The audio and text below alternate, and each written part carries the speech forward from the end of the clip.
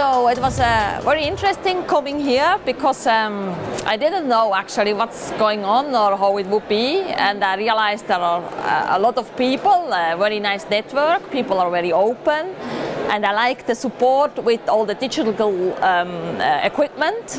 So you have a perfect translation, so it's easy to communicate with people you don't speak with normally, so that gives you a broader view. So no, I'm satisfied. It's interesting, great. You do a very well job. Thank you. So it's an interesting question. So I would say on the one hand you have to think about that we have 7 days, 24 hours. So you have to probably be prepared that there are things happening also on the weekend and in the evening. On the other hand, we have the whole spectrum of FM. So it makes it very interesting, but also very demanding for yourself. So it's good if you know different fields of FM, but it's also nice, in the other hand, because then you have colleagues on each level.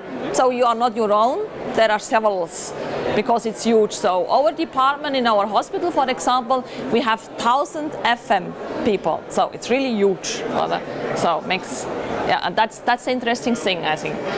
Yeah, and for the new areas, I would say standardization and coming up with service levels. That's something you should like to implement. You should like to think in this way, because that's something now it's coming in our area, that we really focus more on standardization and even though we want to be focused on the patient. So I don't know if it's just in Switzerland, but I would say what we focus on, I'm also the chairman of CIFMers Switzerland, the chapter, and for us, on the one hand, that's digitalization, for sure. So we have heard that also right before the lunch, that it's very interesting. It goes a lot on, and we can make a lot of use out of it in facility management. So I think about building information modeling, BIM model, which will help us to build with another method. On the other hand, very important is for us also the space optimization. So in Switzerland we don't have a lot of space, but we have more requirement, we have more clients, there are more services we have to do.